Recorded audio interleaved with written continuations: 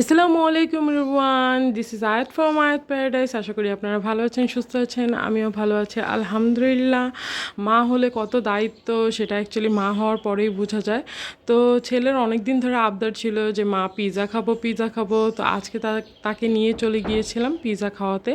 তো পিৎজা খাওয়াতে কই গেলাম, কি করলাম আপনাদের সবার সাথে শেয়ার করব। তো চলেন ব্লগটা শুরু করা যাক। এখানে আমি রেডি হয়ে গিয়েছি, আমার বাসায় কারেন্ট ছিল না, তো বারবার ঘেমে ঘেমে যাচ্ছিলাম, তো খুবই খারাপ লাগছিল। তো তাড়াতাড়ি আর কি রেডি হয়ে বের হয়ে গেলাম। তো পিৎজা খাওয়াতে চলে যাচ্ছিলাম মোহাম্মদপুর। তো এই যে তাকে নিয়ে রিক্সা করে চলে যাচ্ছিলাম। বাসাটা খানিকটা দূরে দেখে আগে হচ্ছে গিয়ে রিক্সা করতে হয়, তারপরে হচ্ছে গিয়ে খানিকটা বাস, আবার রিক্সা। তো মোহাম্মদপুর ছাড়া আমি অ্যাকচুয়ালি সেফ প্লেস কোথাও দেখি না আমার বাচ্চাকে নিয়ে যাওয়ার জন্য। এখানেও অনেক রেস্টুরেন্ট আছে একটু ভিতরের দিকে কেরানীগঞ্জের, যেহেতু আমি বসিলা নদীর এই পারে থাকি, তো সেই ক্ষেত্রে হচ্ছে গিয়ে আমি মোহাম্মদপুরেই চলে যাই। আর মোহাম্মদপুর মেবি 30 মিনিটসই লাগে আমার বাসা থেকে যেতে। আমার সবচেয়ে বেশি বিউটিফুল পার্ট এটা লাগে আমার বাসা থেকে মোহাম্মদপুর যেতে, এই নদীটা দেখলে অ্যাকচুয়ালি আমার মনটা এত ভালো হয়ে যায় কি বলবো। তো এই যে বাসে করে, রিক্সা করে, বাস দিয়ে মোহাম্মদপুর বাস স্ট্যান্ডে নেমে গিয়েছিলাম, এরপরে রিক্সা করেছি। এটা হচ্ছে গিয়ে সাত মসজিদ, আর কি সাত মসজিদ। এটার ইয়াটা সামনে অনেক সুন্দর। যাই হোক, তো এই তো রিক্সা দিয়ে চলে যাচ্ছিলাম ছেলেকে নিয়ে। তো ফার্স্টে আমি টোকিও স্কোয়ারে যাব, যেহেতু আমার কাজ আছে, কিছু শপিংও আছে, তাকে নিয়ে কিছু শপিং করে নিব, এরপরে চলে যাব সেখানে।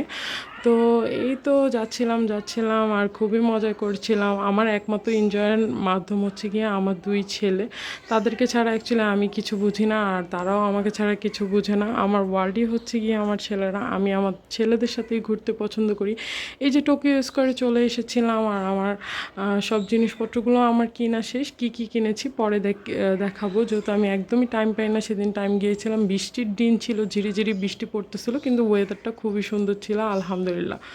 তো এই তো সেখানে চলে এসেছি, আমরা চলে এসেছি ডমিনোস আর কি। ডমিনোসে চলে এসেছিলাম। এটা তো পিৎজার জন্য বিখ্যাত, আপনারা সবাই জানেন। এটা মোহাম্মদপুর রিং রোডে অবস্থিত, আর হচ্ছে গিয়ে এটা শাহাবুদ্দিন প্লাজার নিচতলায়, একদম ঢুকলেই দেখতে পারবেন। তো আউটলেটটা খুবই ছোট ছিল, কিন্তু ছোট তুলনায় খুবই ভিড় ছিল, যেহেতু ডমিনোস বলে কথা। যাই হোক, আমার বাচ্চা তো খুবই একদম এলোমেলো হয়ে গিয়েছিল, তার শার্টের বোতাম খুলে গিয়েছিল, হা। যাই হোক, এই তো হচ্ছে গিয়ে ডমিনোস আর কি। ডমিনোসের আউটলেটটা খুবই ছোট ছিল। যাই হোক, আমার বাচ্চাকে আমি ঠিক করে টোরে বসিয়ে দিয়েছিলাম, বিকজ তার খুবই ক্ষুধা লেগে গিয়েছিল। সে মাত্র এক গ্লাস দুধ খেয়েই আমার সাথে বের হয়েছিল, সে কিছু খাবে না। এই খুশিতেই সে একদমই ব্যস্ত হয়ে পড়েছে যে সে মায়ের সাথে আর কি ডমিনোসের পিৎজা খেতে যাবে। যাই হোক, তো আমি আর কি তাকে বসিয়ে দিয়ে পিৎজা অর্ডার দিয়ে দিয়েছিলাম। পিৎজার সাথে হচ্ছে গিয়ে ড্রামাস্টিক উইংস আর কি অর্ডার দিয়েছিলাম। বারবিকিউ তাদের একটা মেনু ছিল, ওইটা অর্ডার দিয়েছিলাম। পিৎজার দাম মেবি এখানে 500 টাকা থেকে শুরু হয়েছে আমার কাছে আর কি।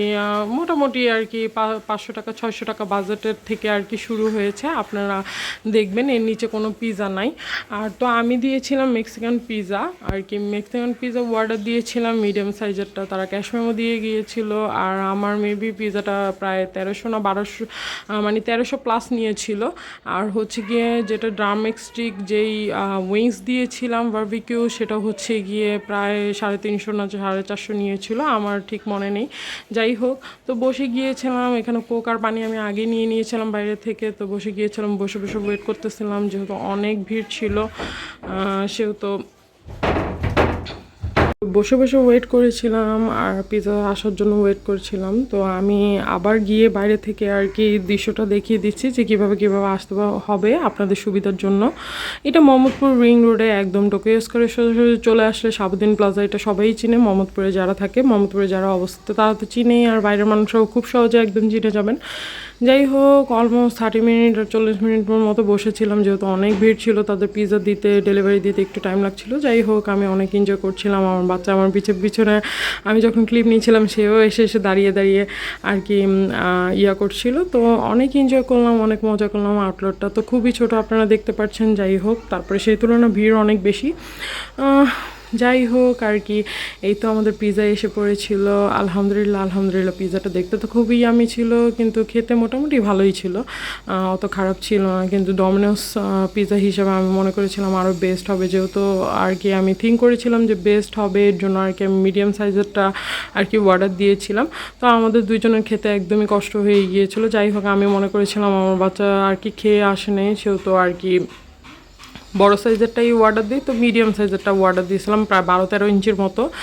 যাই হোক, তো খাচ্ছিলাম মোটামুটি ঠিক আছিল, কিন্তু আমি যতটা ভেবেছিলাম যে যতটা মজা হবে ততটা মজা ছিল না। যাই হোক, তো মোটামুটি আর কি বলা যায়।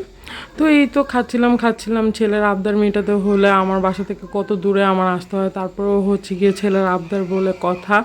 মা হয়েছি যেহেতু বাচ্চাদের খেয়াল রাখতে হবে। আমি আমার বড় ছেলেটাকে অনেক মিস করতেছিলাম, অনেক মিস করতেছিলাম। পিছনের এই মেয়েটা বারবার তাকিয়ে দেখছিল আর কি, যেহেতু টেবিল খালি ছিল না, বারবার তাকাচ্ছিল আশেপাশে যে টেবিলটা কখন খালি হবে। তো আমি তো আমার বাচ্চাকে খাওয়াইতেছিলাম, এর জন্য অলমোস্ট আমার একটু দেরি লেগেছে, যেহেতু বাচ্চা মানুষ তাড়াতাড়ি খেতে পারে না। তো যাই হোক, দোনো মা ছেলে মিলে টাইম নিয়ে একদম ফিনিশ করে ফেলেছি। আলহামদুলিল্লাহ দিনটা অনেক বেশি ভালো কেটেছে, যেহেতু আমার বাচ্চার আর কি বাসা থেকে অ্যাকচুয়ালি আমি ছাড়া আর কেউই নাই, তাদেরকে নিয়ে বের হবে, এর জন্য মাঝে মাঝে তাদেরকে নিয়ে বের হয়ে যাই। তো অলমোস্ট পিৎজাটিতে শেষ করে খাওয়াটাও শেষ করে এখন বাসার দিকে রওনা দিব। এই তো আমি আবার ঠিকমতো একটু লোকেশনটা আপনাদের দেখিয়ে দিচ্ছি। আমার বাচ্চা তো খুবই খুশি, আর এর জন্য আমিও খুশি। তো এই তো রওনা দিচ্ছিলাম, রিক্সা করেছিলাম আমার বাসা যাওয়ার জন্য। তখন অলমোস্ট প্রায় 8:30 বেজে গিয়েছিল। তো দিনটা ভালোই গিয়েছিল। আশা করি আপনাদের সবার ব্লগটা পছন্দ হয়েছে। আমার সাথে থাকবেন, আমার পাশে থাকবেন ফলো করে। তো আজকের জন্য এতটুকু পর্যন্ত। আশা করি আপনাদের সবার ভালো লেগেছে। তো সবাইকে thank you watching for my video. সবাই আমার সাথে থাকবেন, পাশে থাকবেন, আমাদের সাপোর্ট করবেন।